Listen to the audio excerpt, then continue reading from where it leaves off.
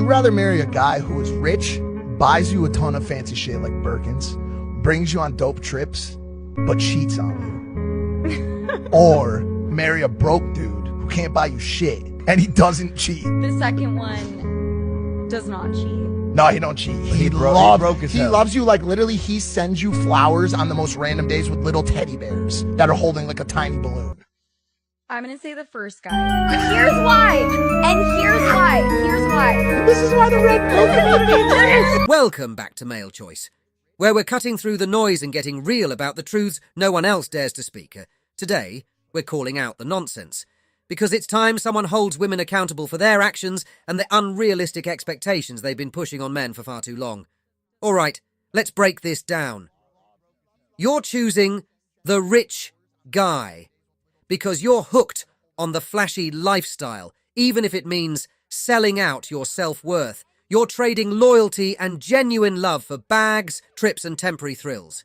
This is exactly why relationships crumble. You're prioritizing materialism over something real.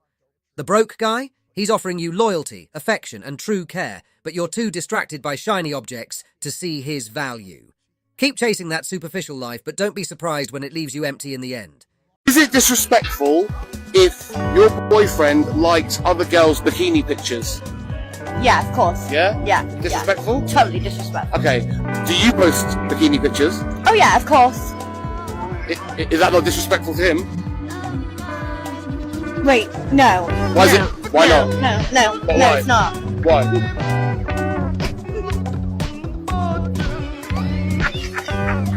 Listen, it's just different. What do you mean it's different? It's just different. I'm female and he's male, so it's different. Because I'm a woman and he's a man, so it's different. I'm so sorry. So, let me break this down. You think it's completely disrespectful for your boyfriend to like other girls' bikini pics, but when you're posting your own bikini photos, it's somehow not the same thing? That's a textbook case of double standards. You can't expect him to play by a different set of rules just because you're a woman. Respect is mutual. It doesn't change based on gender. If you want him to respect you and your boundaries, then you need to show the same level of respect. Stop justifying your actions with, "It's different because I'm a woman." That's not how it works. If you're going to hold someone to a standard, you'd better be ready to hold yourself to that same standard. Anything less is just hypocrisy. How much should a guy earn for you to date him? Over 500k, close to $1 million. If he doesn't, I'm not gonna say yes. Do you hear me? What the fuck was that? Your mates? What the fuck was that? What was that nonsense, girl? You've got to be kidding me with that response. The interview wasn't asking for something superficial like your weight. They were trying to get a sense of your expectations and what you bring to the table. Let's get real here. What exactly are you offering that justifies expecting a man to make 500k a month? Are you out of touch with reality, or do you seriously think that's the minimum required to sustain your lifestyle? This kind of entitlement is beyond ridiculous. You need to take a hard look at yourself and start living in the real world. God damn, get a grip and stop living in this fantasy where you think you deserve everything without offering anything substantial in return. I honestly really feel like you guys are spreading a terrible message. And I'm so sorry that you feel this way, because feminism is not a supremacy movement. Okay. It's a movement for equality, because women out in the world are not equal to men. How so? How? Pick a country. In the West, how so? In the West. In the UK. In the UK. What rights do we not have? Why is it that if we look at the Oxford record of when women are hired against men, women are less likely to be hired because they're more expected to have babies and take maternity leave? That's not necessarily true. Women are less likely to be hired than men. Let's say I'm in my early 20s and I want to get a job. They're thinking, oh, she's going to have a job and she's going to get maternity leave for a year. I'm going to pay her for a year, but she's not working. So I'm less likely to get paid than a man. How can you say that when we have quotas that are specifically for women? Quotas. They're same thing. Yeah. Yes, I am. How can you? How can you? Can you let me finish? Can you let me finish? You're talking about quotas. Can you?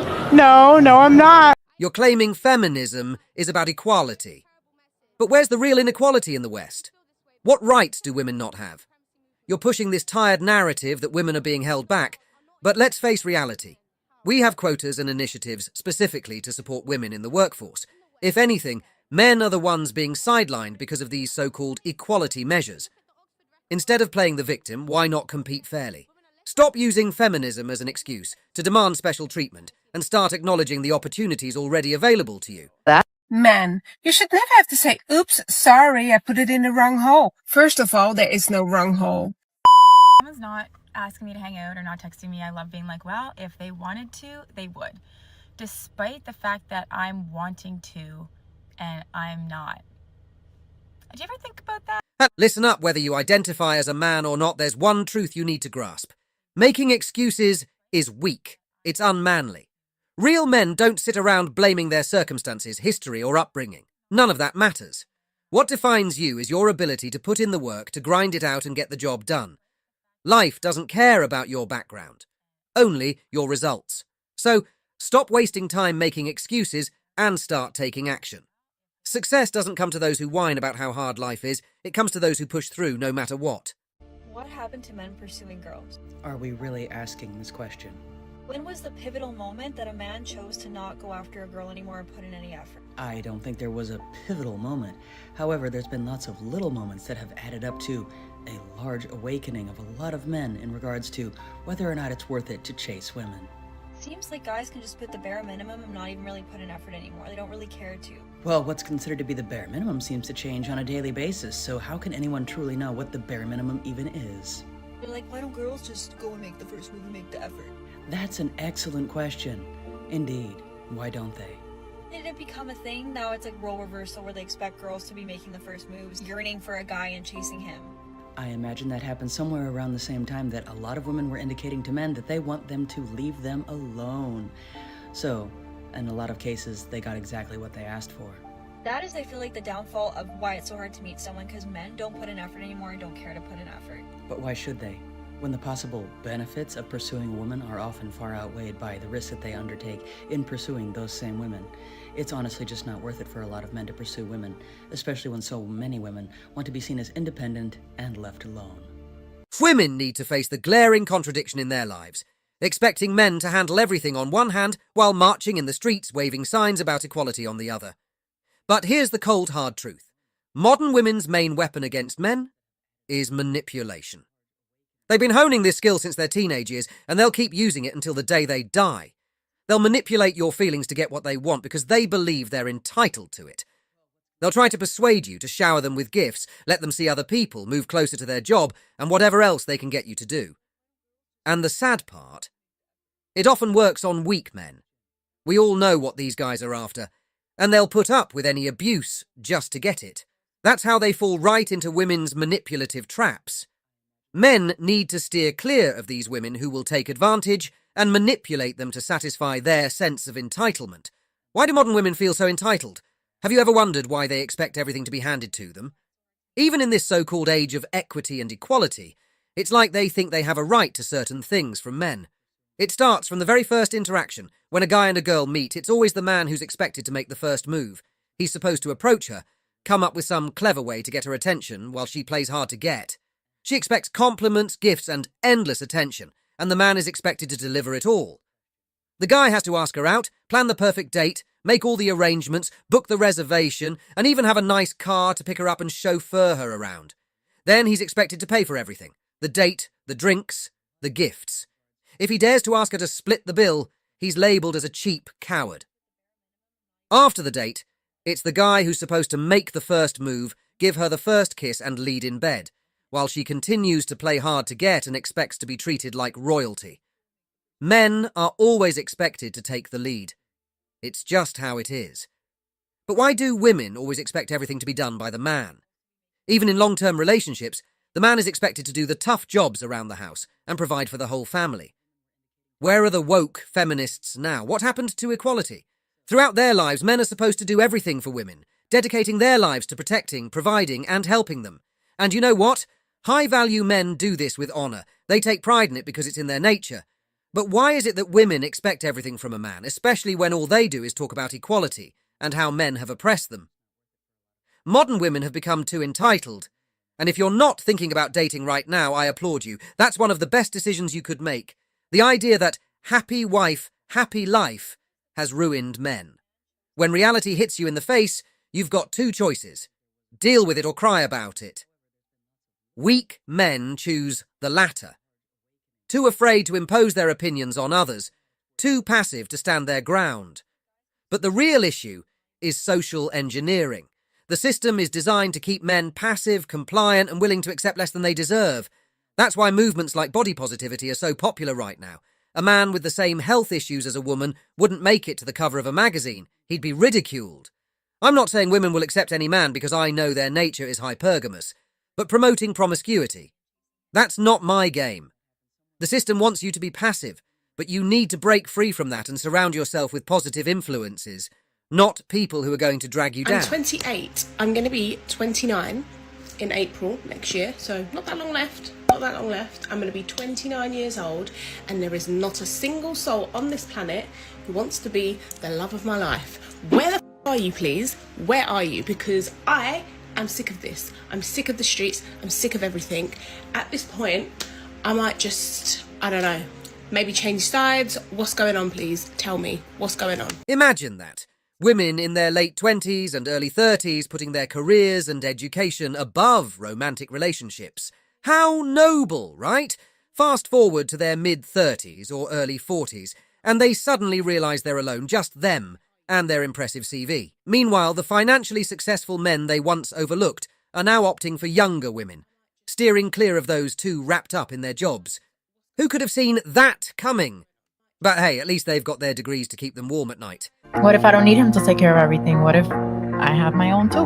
Why should I take it? And that's great. I'm not mad at you. Go for that. But guess what? In America and in North America in general, women are the ones who are dying alone more than ever. So we can say this stuff and say, I'm going to take it. Go ahead. No one's going to stop you from making your choices.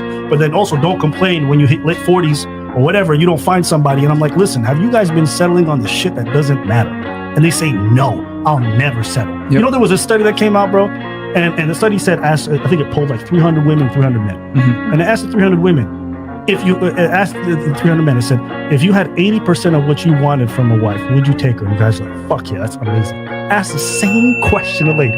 80% of what you wanted. They were like, I will never settle. They're all about climbing that corporate ladder, right? Just like in most of the Western world, women are blindly following the feminist playbook, strutting around like boss babes without ever stopping to consider the role men play in their lives. Who needs men when you've got a corner office and a power suit, right? It's almost as if they think being a boss babe is the pinnacle of existence, completely overlooking the value that men bring to the table. But hey, at least they've got those boardroom meetings to keep them company. You know what I just realized about relationships? A guy starts off by putting 100% in the beginning of a relationship. And over time, that will slowly go down from like 100 to 95 to 90 to 80 to 85. And then you notice, and you only notice when it goes down to like 75 or 80%, and then you say something. And then when you say something, he puts back 5% effort and you're content. You're like, okay, he put in some effort, but it never goes back up to 100 or 90 or 95. It just goes from like that 75 to 80. And then it goes back down again to like 70. And then it goes down to 60. Long story short, it'll just go back down to 10% when it started at 100. I'm not saying all men do this. Correct me if I'm wrong, but as a woman, I feel like we invest more time and put in more effort as the relationship goes on because it becomes more and more serious. Moral of the story, if you're dating a guy and he starts off at 100% effort and you're noticing over time it's slowly going down, I just think that you deserve. So according to this woman, women give more in relationships. Let's really unpack that, shall we?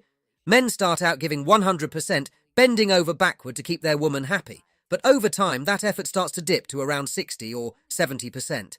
And why does that happen? Because she's constantly nagging him, wearing him down until he temporarily ups his game just to keep the peace.